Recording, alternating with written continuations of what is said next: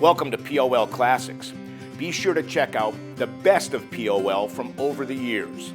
It's at its most popular day and time, and guess what? It's only on WNEP+.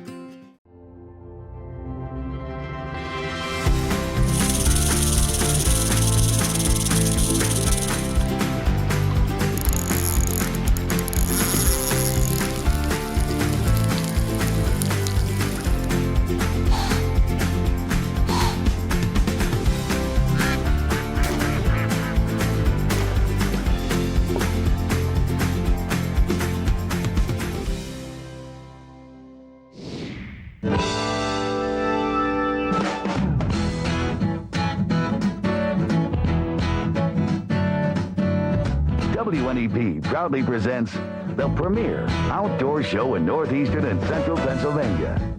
Pennsylvania Outdoor Life, your window to the great outdoors.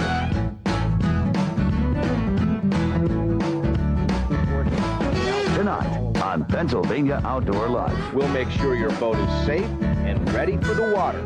This story could save your life. Strap on your skis. Pennsylvania Outdoor Life starts right now. Hello, everyone, and welcome to Pennsylvania Outdoor Life. I'm Don Jacobs, along with Ken Hunter. We have some special guests here. We've got field staff member, and I guess we'll call it crappie fisherman par excellence, Ray Sahaki, joining us. But first, we're going to turn to one of our favorite subjects, food. And Ed, what are we making today? What kind of delicious culinary treat today? Well, we're going to take some of the crappies that Ray caught, and we're going to make a stuffed and grilled fish on the grill in foil. Just in time for July 4th weekend. That's right. Oh, this sounds like lots of fun. It's a great recipe and easy to do. It really is, but you know, most of the time when you go fishing, you're in a boat, and we always preach here on Pennsylvania Outdoor Life, safety first, right? And Ray, you know how important boating safety is. I mean, we all do. So let's take a look. We're going to go to the Susquehanna River, West Branch, and Jay Lively's going to tell us a little bit about boating safety. Jay, let's go through this. You tell us what we need to know and how we need to trailer this boat. The one thing, Ken, that most people don't realize is the importance of these safety chains. And they do not realize that it's a state law that the safety chains must be hooked up in a very specific way. For example, if I take this safety chain off and unhook it, the safety chains must be hooked up in a crisscross fashion, such as this method. Now, a lot of people will take and hook this up just like this, and hook it up right across here. Well, you hit a big bump, and you keep pumping up, and it doesn't take long for that safety chain to pop off. If you bring the hook up around and hook it this way,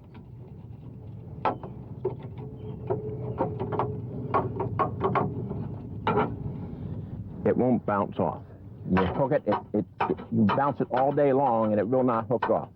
And you keep working on the outside all the way back. You make sure your chocks are out. You pull them out and put them in the vehicle or in the boat. You keep going on around, checking everything so you don't scratch your boat. A very easy way of doing that is just pushing it through. Take the rope at any point, pushing it through, bringing it up around, pulling it tight, and now take a reverse lock and lock it. If you really want to lock it, take the second lock. It will never come off. It's very, very secure. The important thing is to reverse it and take it in backwards. That puts a lock on it like that. Yeah. The tighter you pull, the tighter it gets. And it looks like everything is secure. The chocks are out of these wheels. Everything looks fine. Your tarp is off. Everything's uncovered. You want to check, make sure your gas tank is hooked up. We know the plug is in, and we're pretty well ready to check the inside of the boat now. Now, in John's case, his granddaughter is under the age of 12, and anyone in a boat less than 20 feet in length must have this on, whether they are a swimmer or a non-swimmer, and it must fit them, and it must be on so it is completely safe, snapped, and ready to go. Too frequently, you'll see people have small kids, and they give them an adult life vest, And when they grab a hold of this life vest to pull their child out of the water because they are cold and can't get out by themselves, they grab the life vest and it comes right off, and the child falls in the water and is in serious trouble at that point. So it has to fit and fit snugly. This fire extinguisher, by law, must be mounted. It's highly recommended you have a gauge on it. You want to check the gauge and make sure it says full, and this is fully charged. The bow light is mounted on the front, red light on the left, green light on the right, and it's a very easy way of understanding what that red and green means. On the water, red means stop also, and the lights will indicate that. You have your stern light, which is 39¼ inches higher than your bow light, and that's the reason for the long thing. So it has to be visible 360 degrees when you're on the water and you're anchored. While you're anchored. That is correct. And while you're underway, basically it's on all the time. Basically, that light is on all the time after sunset. This is a rescue throw bag. It's not required whether I go canoeing or boating or what have you. And sometimes I have one of these in a couple of different canoes, too. And particularly canoeing, someone upsets in the current, they need to be pulled in to shore for various reasons, and it's a quick way to do it. And I've used it time and time again. Put your hands out.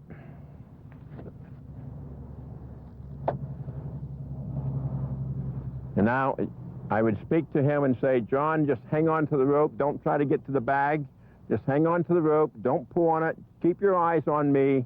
And I pull very slowly and carefully, and I keep talking to him so he doesn't panic, and he keeps his focus on me.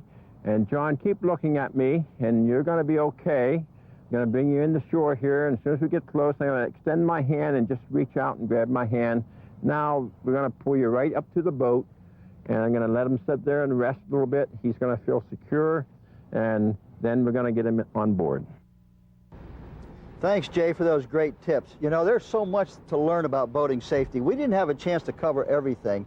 There's some great little stickers available from the Pennsylvania Fish Commission as well as other literature. You ought to really have this stuff. This is a good one if you don't know your buoy markers and so on, and this is a really important one right here. Yeah, I hear them laughing. How many people backed their boat in the water and forgot to put the plug in it, you know? That's a disaster. It's happened to you? Yeah. No, never to me. Oh, yeah, never happened to you? No, not really, but I'll tell you what, I go around the boat 2 or 3 times checking, so that, Jake, you need to put this on your boat. I think guilty yet or no? No, guilty. You've never done it before? Never done it. Oh, geez. And it's like the worst feeling in the world when you start seeing the water going on the boat. I'm guilty. You need that. You take that one home. That's yours. We right are. there. We're almost ready to start cooking some That's crappies. right. Yes, we are. Okay, everything's all prepared here. We're going to take a short break, but when we come back, we're going to stuff some crappies and throw them on the grill, so stick around. We'll have even more POL Classics on WNEP Plus right after this.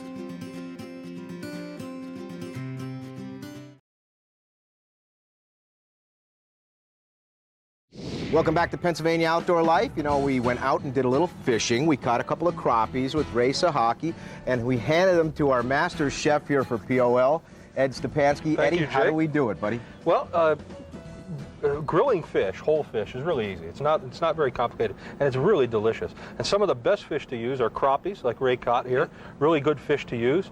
Another one is bass, anything in the panfish family.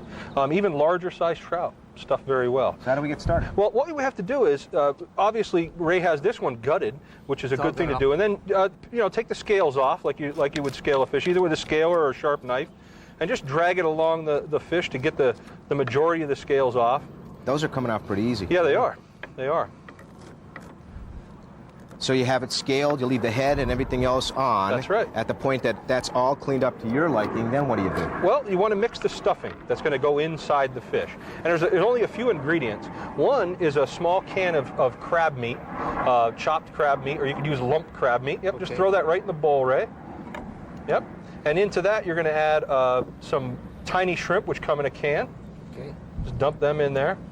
This is a really good recipe. My father-in-law, John Roman, made this for years, and he turned me on to grilled fish for the first time, and it's absolutely delicious. Great way to use up your game fish. Now, that's some instant stuffing, like you would buy, stovetop or some other instant stuffing, and just dump in about a cup of it. Yep, very good. Mix that up. And then a nice, pinch of some fresh parsley. Are you getting all this, Ken? Oh, this is going to beat my hot chocolate recipe. Well, I was just going to say, you know what? That's right. You know who's going to use this recipe is Sheila, not That's you. right. I hope Fresh she's ground, watching. fresh ground black pepper that Ken's putting in. That's very good. Oh, and he does that so He elegantly. very Well, does. you spent the time in the kitchen that I do. You know how to do this. And the final ingredient is butter. Just cut off a couple, Oh, yeah. couple tablespoons of butter. Okay. Throw them right in there, and then just mix them in, right? You don't have to mix them too well, but enough that it's distributed well, It's I have to ask you though, Eddie. It looks a little bit on the dry side. Yes. Is that a purposeful well, thing? what'll happen is it'll take on some of the juices from the fish and the butter, and it'll reconstitute inside the fish and come out a lot moister than it is right now. Now, is this a must-stick-to recipe, or No, can you you use could other adjust things? it. I've used chopped clams. You could use fresh crab meat. You could use chopped fish.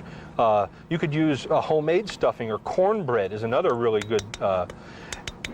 Anything will really work. You could modify this recipe, put some hot peppers in there if you're into hot food. yes. Very yes. good. Delicious. What's next now, Ed? Well, here's our crappie, which has been cleaned, okay? Okay. It's gutted and scaled, Right. okay? Now, if it's a large bass or whatever, all you're gonna do is just stuff the cavity with the stuffing. And first you lay down a double layer of aluminum foil, or heavy-duty aluminum foil. Okay, that's a All right? double layer. Double Yeah, layer, I yep. see that there. Lay the fish down on it, Now and then what? just ball up some of the stuffing in your hands Just- there, just Jake. like this? Yep. And just stick it inside the fish. And pack it really well, just stick it in there, stick it inside the head. You don't have to be really neat about it. It'll all stick together after you roll it all up. Now, Ed, if you bought a fish and it doesn't have the head on, that's all right to just stuff the Sure. head, Yep. fish If itself. you don't want to cook your fish with the head on, that's fine. It'll still come out well.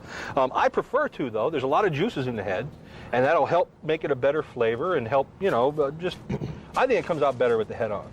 And is that enough? That's fine. Okay, Sure. what do we do now? Well, good already. we're going to roll it up, and you have to roll it kind of well. So you just pick up the edges Okay.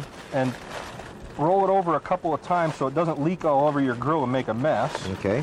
And you want to keep all the juices and the steam in there to steam it and cook it up. Okay. Now, no other seasoning. Like, I'm an Old Bay fan. Or you don't put any Old Bay seasoning or anything on top of it? One way you could do it is you could put some chopped onions, which we have here, on top of the fish, along with some lemon juice and some parsley and maybe a couple more pats of butter.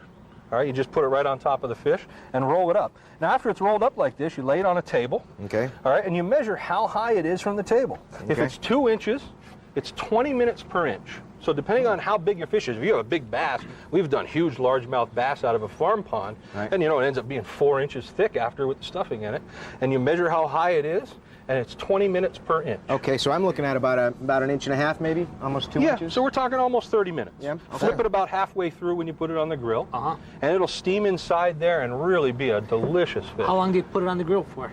About 20 minutes? 20 minutes an inch. That'll be done by the end of the show. Let's get that baby on there. Okay, very good. Come on, Eddie. We need stuffed crappie by the end of the day.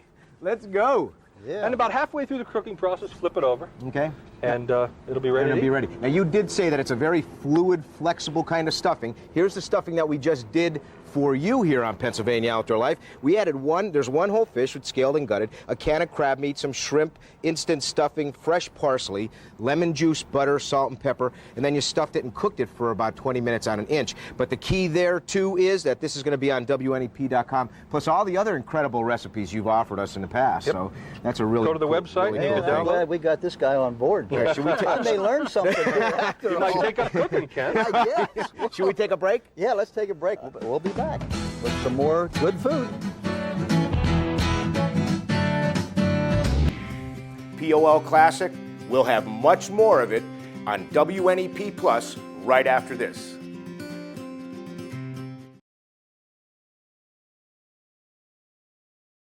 Welcome back to Pennsylvania Outdoor Life. Well, Ed, the fish is still cooking, but we're going to jump over here to Jake. They've got some fishing tips for us.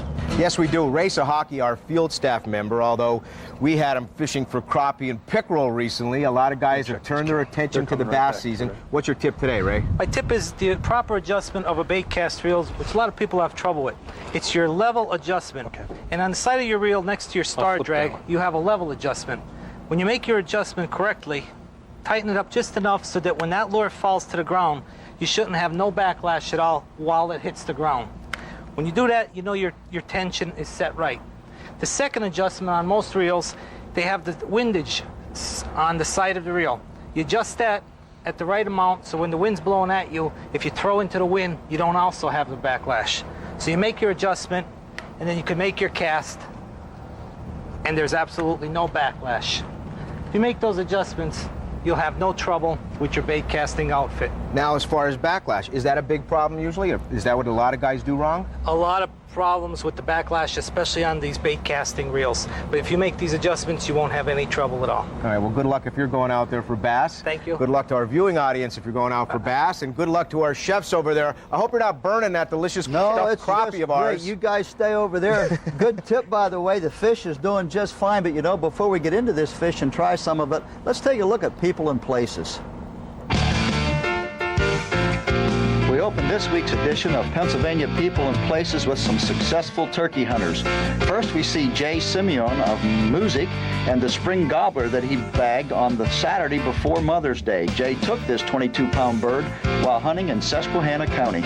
Okay, and here we see 12-year-old Vincent Campanelli of Shenandoah and the Jake bird he managed to harvest while hunting with his father Ray in one of their favorite spots in Schuylkill County. Vincent's had other luck as well by bagging a mess of squirrels, ring-necked pheasants, a few deer, and a 42-pound coyote. We're told that Vincent just can't wait for next year's hunting season to begin. I can see why. And next is Steve Schrader and his stepson Tyler of Milton. The two are seen here with Steve's first gobbler, which weighed 18 pounds and had a 9.5-inch beard. Steve's bird also sported close to 1-inch spurs. He was hunting with his father, brother Mike, and friend Tom. The nice gobbler was taken on the first morning of the season. All right, okay, now let's check out some deer photos. 17-year-old Zabula Smeltzler is seen here with the 11-point buck that he harvested on the first day of the deer season. This bruiser sported a 22-inch spread and weighed over 200 pounds. Zabula was hunting with his father Mark and brother Jeremiah on a farm in Montour County. And finally, we see three happy hunters. 16-year-old Wyatt Adams of Auburn Center on the right shot this 8-point buck on the second day of the season while hunting with his father Grant in the center with his 9-pointer, and his uncle Todd Adams on the left with his 8-pointer. Along with their bucks, they each managed to take does on the first 2 days of the season in Bradford County. Hey guys, the fish is starting to smell pretty good, probably starting to look pretty good. I can't say the same thing for Jake's shirt. Is that his shirt or his pajama tops? They call this urban camouflage, or otherwise deck sitting wear. By the way, what are you doing next Sunday? Because I want you to come over and cook all the fish that he's going to drop off my house. I'll come over and cook it for you. Sure. I'll supply the crab meat and the shrimp and stuff. This looks incredible.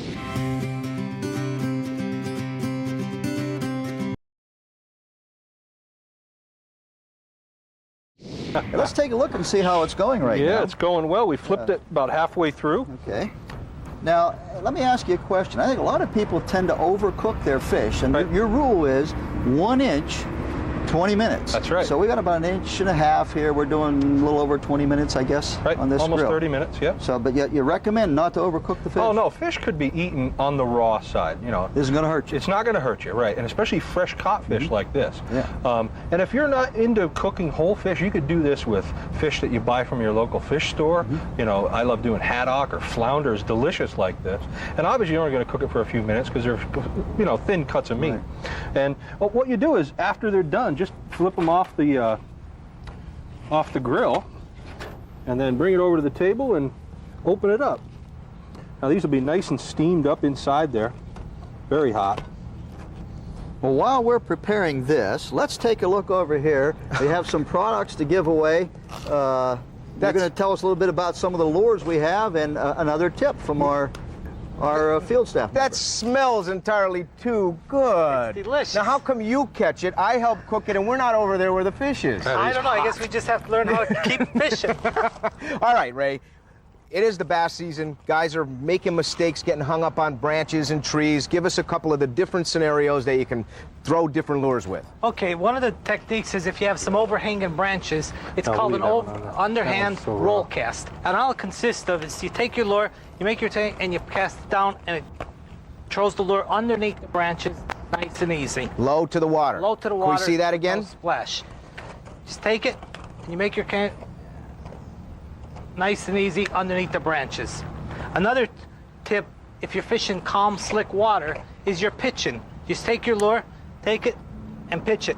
Hits the water with no big splash. That's another way that'll help you catch a lot more fish. And that's pitching. Pitching. One more time with that one. I got to see that one again. See, I don't think I do that well enough. I think when my lures hit, splash, and the fish go running away. You know, you're one of your big suppliers of your lures or slider baits. Explain to us what we're giving away here. What are some of these lures? This is from the Charlie Brewer Slider Company, and there's a variety of lures they make. They make some nice worms. It's like a 6-inch bass tail worm. Mm-hmm. They also make the new heads on the market. It's a Pro Series jig head. It's the Needle Point Spider Classic head. That right there is a crawfish. And it's got what, salt on it? Yes, sand on it? it's a salted tube crawfish. Wow. And they make a variety of lures. They make the Whirly Bee, which is a rubber lure with a spinner on it. And they make a lot of stuff for the crappies, which we've caught. We fished before, right? Right. This one here, right? The drop shot. There's the drop shot. That's the newest technique in a drop shotting worm. It's just a 4-inch little straight tail worm. Okay. All made by Slider. And we're going to give them all away. Are you sure? Yes, sir. You don't want to drop a couple of those in my tackle box? No, we'll give it to some lucky one. All right, well, let's roll out the barrel here, and we're going to stick that one back in and do this again here. And the winner of all of the lures are James Curran of Waymart. James, congratulations. Congratulations. I think we got to go over to the crappies and the better end of this deal. I think you guys ought to stay over there, and Ed and I will take care of everything over here. What's the deal here? This looks absolutely incredible. Yeah, this is done. It's. How can you tell? Well, the one way you could tell is if the fish flakes. So you can just take back on the tail and just pull it off like this. And when it's flaky like that, if it comes off in one piece, it's still raw. But like I said, you don't have to overcook fish. That's very done, as is the stuffing. Right. And you could just plate it up and with some meat and some of these onions that I threw on top and grilled with it. Oh, I think I ought to. And look at how it comes. One to try that. Yeah, It smells certainly. delicious. All right, well, you could be the first one to try that. Thanks again, Ed. Oh, you're very welcome. And Jim. this recipe, along with all the other recipes that Ed Stepansky here has provided for Pennsylvania Outdoor Life, will be on the internet, right? WNEP.com. WNEP.com. And you just keep coming back. He'll supply the fish. You just keep coming back. As long as you guys want to eat, I'll be happy to cook for Boy, you. this guy's my buddy. How is that? Is that good? Very good. Yes. Thank you, Ray. Thank you. Ken, have a great day, guys. And for all the team here at Pennsylvania Outdoor Life, good night. I'm digging in. I don't care what anybody says here. We're happy. Now, I would speak to him and say, John, just hang on for the rope. Don't try to get to the bag. Just hang on for the corner. Keep your eyes on me. Go very slowly.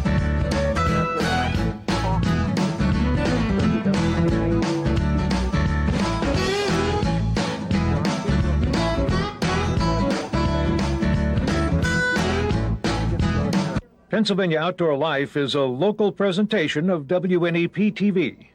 We're proud to serve northeastern and central Pennsylvania.